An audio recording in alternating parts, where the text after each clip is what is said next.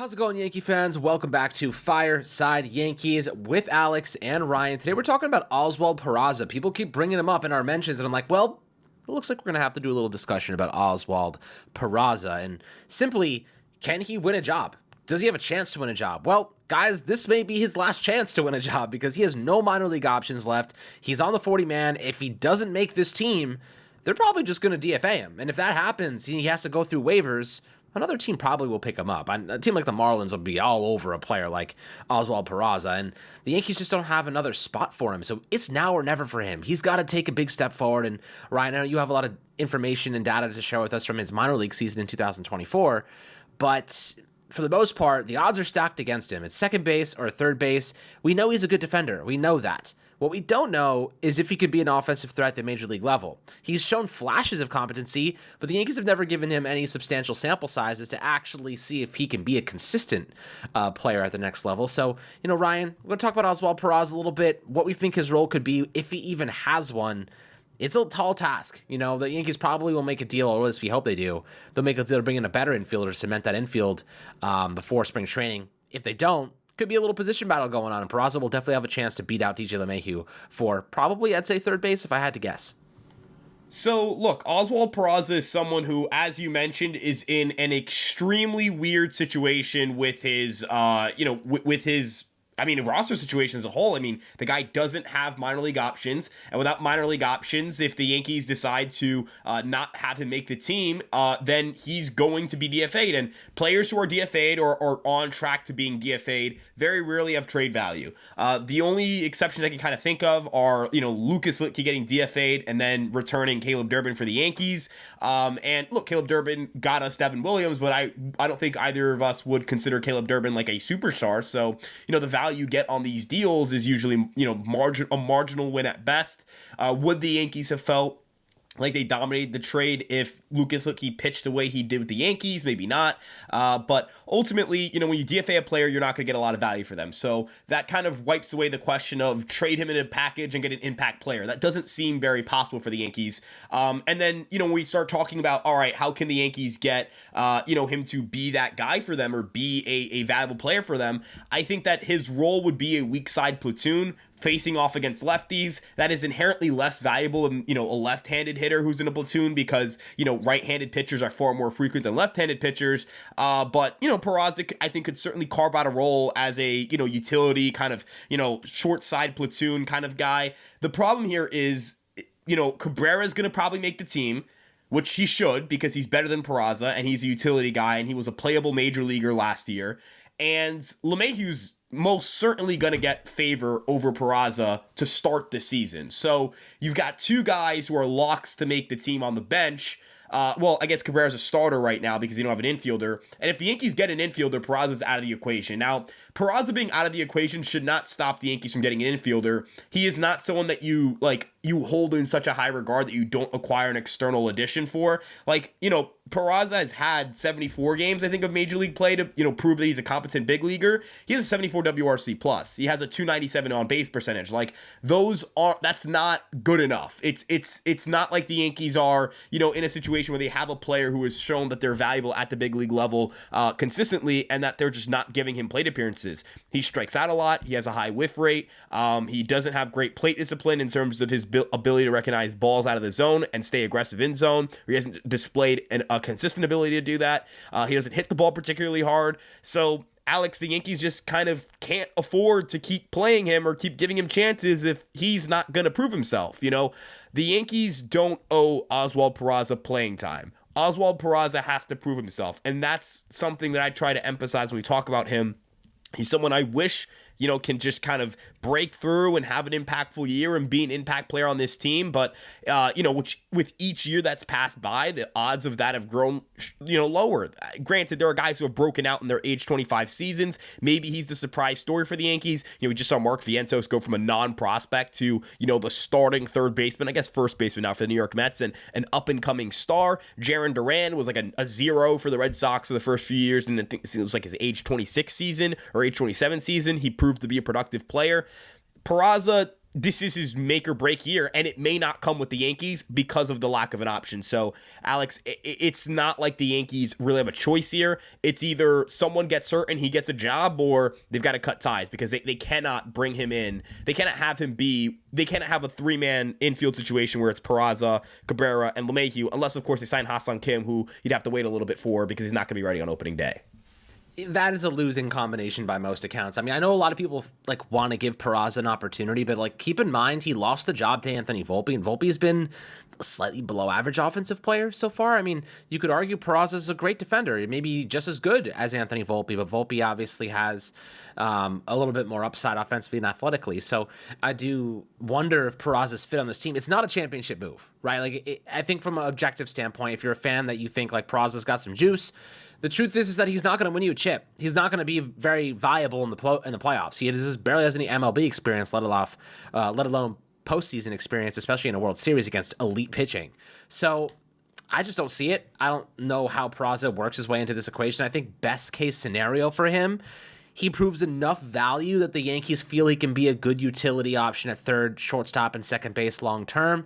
They keep him on the active roster, and they just kind of bury DJ LeMahieu. Honestly, Ryan, the method for Peraza is to look good enough that they can warrant cutting DJ LeMahieu. That's the only way I see Peraza making this team, is if they're yeah, DJ is so cooked, he's so done that we just need the roster spot, and then Peraza can have the roster spot. He can be your utility man, and that's it. You can't play first base. You can put Cabrera at first base if we need to, and you have Ben Rice, of course. So I do think it's looking slim. The pickings are slim for Peraza at this moment in time, and I just don't see how he cracks this roster. I think he ends up being DFA'd. I think he ends up going to waivers because I just it just feels like Estevan Florial all over again, like a guy that had a lot of promise, a lot of upside, and the Yankees just, when the critical moments came, they either were injured or inconsistent, or they just didn't do enough, and that's kind of the journey for Peraza so far. I think he needs to go to a bad team where he can get playing time.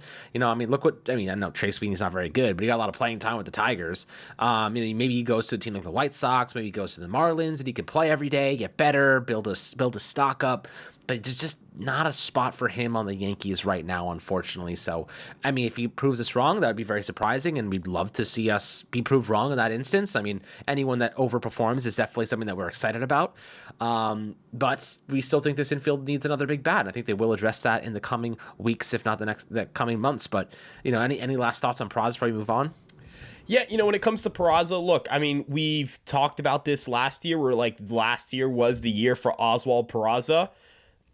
This year last year was the year, in my opinion. Last year was the year where he should have, obviously he got hurt. That's not on him, but he had chances in 2022, 2023, 2024, and he never, 2022 played well enough where I thought he should have gotten the job to start the year or to finish the year. But in 23, he didn't do enough. In 24, he didn't play that well in AAA. He had a sub 100 WRC plus. He was worse than the league average hitter in AAA.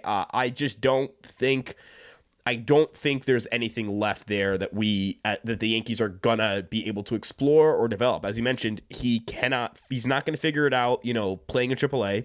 He's not gonna figure it out getting a starting job here, because if he gets a starting job here, that is a really bad omen for the Yankee season. That would indicate someone got hurt or that they didn't do enough in the winter, and that would be a failure. But I think where you and I will agree is that if there is one player I would roster him over, it would be DJ LeMahieu. I think that it really wouldn't even be close to me, because even if Peraza is not a good hitter, even a 74 WRC plus version of Peraza, I'm confident can provide base running value for me.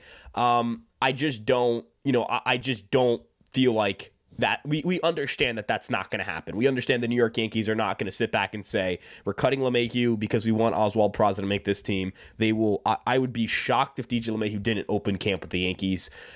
And it's unfortunate because, again, it's not he's not going to have to, it doesn't feel like LeMahieu is going to have to earn his spot on this team. He should absolutely have to. But, is what it is. They let Aaron Hicks not really earn his spot on the team after 21. And, that was what it was. They cut him in 23 with 2 years left on his deal. I expect them to do the same with LeMahieu. I expect him to not have to earn his spot.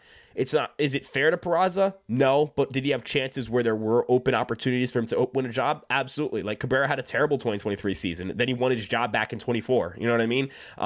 There were always opportunities to win your job back. Cortez was, awful in 24. I know he was going to be given a rotation spot regardless, but I thought he went out and grabbed it towards the end. I thought he did a really good job of just like, hey, I'm going to lead the team in innings pitched. I'm going to put up a sub-4 ERA, and I wish him all the best of luck in Milwaukee.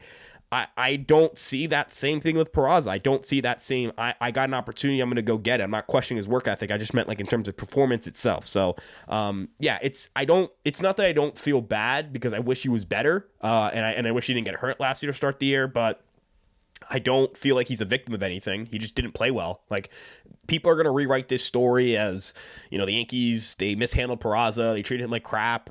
Poor Peraza. Like, no, the guy stunk. The guy has a career like 6-something OPS, man. Like, it's not the Yankees' fault. It's not their fault. He's been caught 3 times in 9 stolen base attempts too. He hasn't even been like a productive big league base runner, even though I think he will be. So woe is me doesn't work for guys like that. Woe is me works for guys who are good and just don't get to play. Woe is me works for guys like, it worked for Wells when Wells didn't play a lot. Like, woe is me because, yeah, he was actually good. Woe is me might even work for Ben Rice because the underlying metrics are good. Woe is me doesn't work here. It just doesn't, right? He had countless opportunities. He never went out and grabbed it. Is what it is. I wish him the best of luck. I hope he stays and has a great year and he's a future infielder for the Yankees. And, we can sit here and say, remember when we thought he was cooked? But this isn't Hollywood, man. This isn't Hollywood. I keep trying to say that. This is not Hollywood. Go sign Ha-Seong Kim. Maybe that gives you a chance to have Peraza play because Kim's not going to be ready on opening day. But this is not Hollywood, man. This is the big leagues. It absolutely is the big leagues. And, we'll see what happens with Peraza, and his story will unfold over the next couple of weeks. But another interesting storyline is CC Sabathia. And definitely going to be an exciting night for CC. So, Ryan, tell me a little bit about this. I know you wanted to discuss CC Sabathia in the Hall of Fame. Yeah, look, CC Sabathia is someone who I think is unequivocally a Hall of Famer. He is a Hall of Fame player. He is a Hall of Fame person. What he has done on the field is remarkable. From 2006 to 2012, he was arguably the best pitcher in the world. He was second in wins per replacement. I think he led in strikeouts. He had a top 3 league-adjusted ERA. In 2008, he, put his body on the line. He was entering free agency, and with the Brewers, he decided to pitch every 4th day on 4 days rest instead of 5.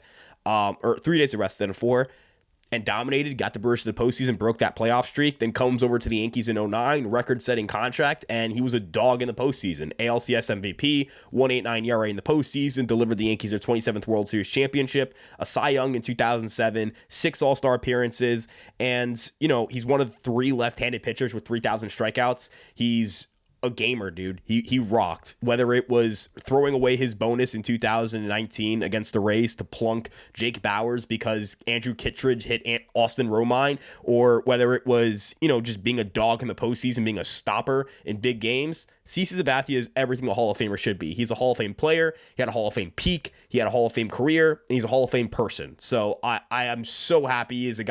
He's one of my favorite athletes ever.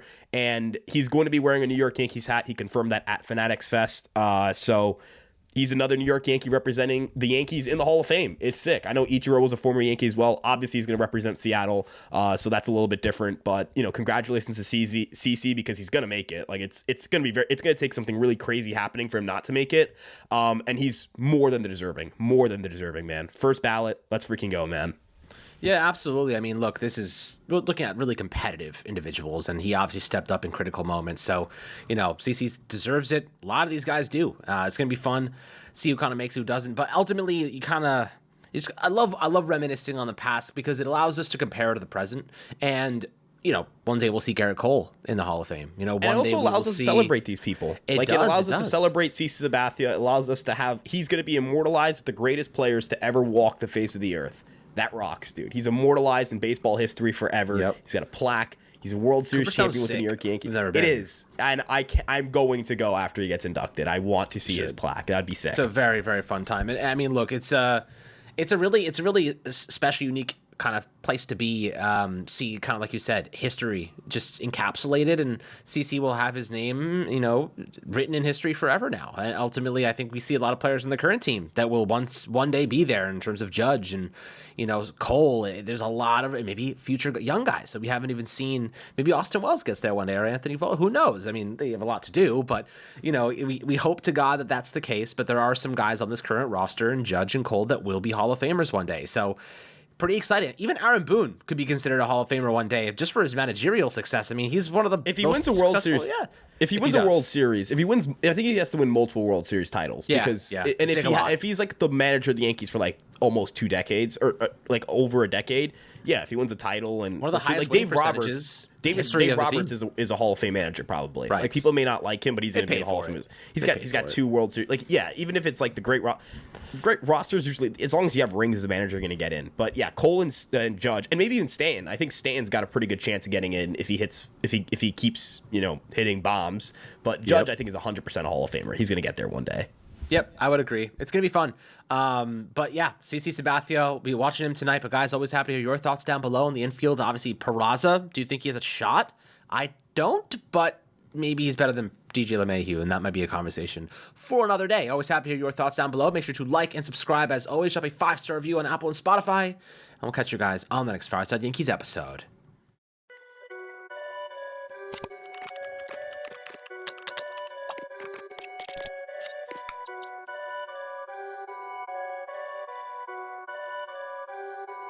Perfect.